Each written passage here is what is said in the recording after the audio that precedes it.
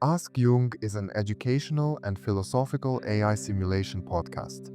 The responses are generated based on Carl Jung's collective works and analytical psychology framework. Jung.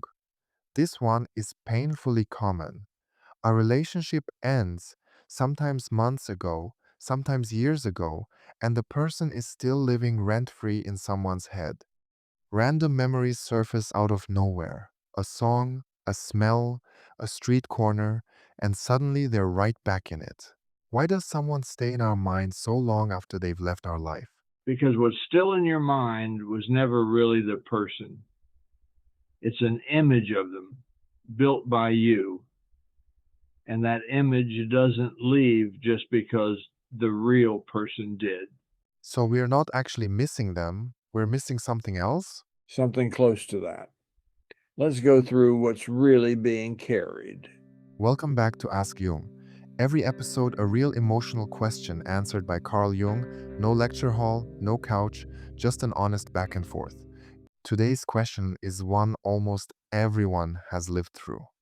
Why can't we stop thinking about someone even after the relationship is completely over? Jung, you mentioned an image we carry. What exactly is that? I called it the imago, an internal picture of a person that forms in your mind over the course of knowing them. It's built from real memories, but it's also shaped by your own hopes, your own history, your own unmet needs. The imago isn't identical to the real person. It's your psyche's version of them.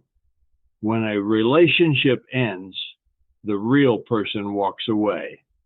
The imago doesn't. It stays exactly where it was built, inside you, untouched by the breakup, sometimes for years. So, the person we keep thinking about isn't fully the actual ex, it's this internal version we built. Largely, yes, which is part of why it can hurt in such a strange, disproportionate way.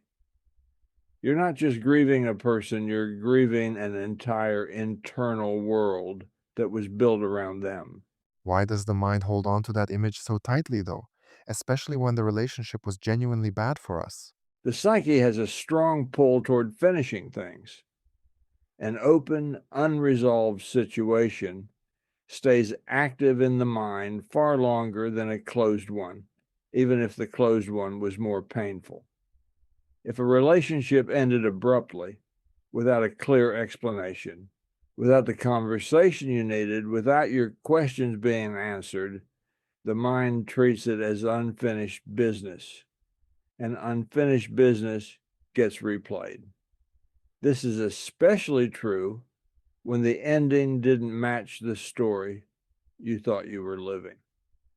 If you believed this was the person you'd build a life with and it fell apart, the mind keeps returning to the wreckage, trying to understand what happened to the story, not just what happened to the relationship. So, it's not really about missing them every time. Sometimes it's about needing the story to make sense. Often that's exactly it. The mind isn't asking, where are they now? It's asking, what was that and why did it end that way? Until that question gets some kind of answer, even an imperfect one, it keeps circling back. Some relationships end and people move on fairly quickly. Others linger for years. What decides that? Usually, how much of your own unmet material got attached to that person. If someone became a screen for a lot of old longing, old wounds, old unfinished patterns from earlier in your life, losing them doesn't just mean losing a partner. It means losing access to the hope that those older wounds might finally get resolved through this relationship. That's a much bigger loss than the relationship itself. And it takes considerably longer to process because it's not really one loss, it's several stacked on top of each other. So, the intensity of missing someone might actually be a clue about how much old material got tied up in them. A very reliable clue, actually. If letting go feels disproportionately hard compared to how the relationship actually was, that's usually a sign there's more underneath it than the relationship itself. Okay, practical step. Someone's stuck replaying a relationship that ended a while ago. What actually helps them stop circling it? First, write down the actual story, not the idealized one. Most people carry a slightly edited version of what happened, softened around the painful parts. Write the real sequence of events, including the parts that were disappointing or unfair. This starts separating the imago from the real relationship. And after that? Ask yourself directly, what did I actually lose here?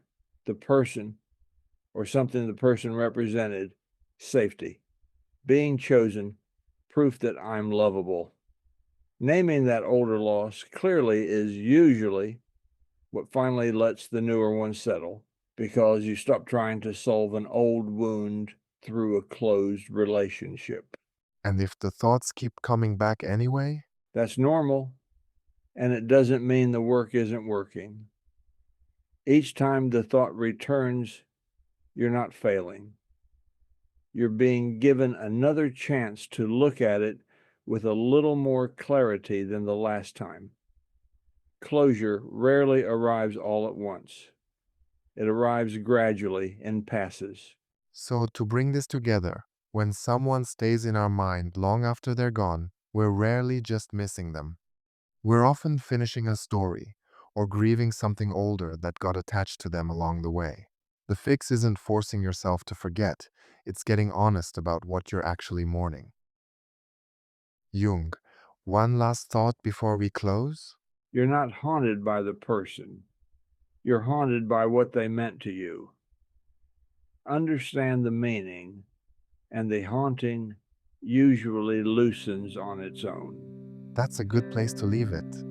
If someone's been stuck in your head longer than they probably should be, send this to a friend who's going through the same thing right now.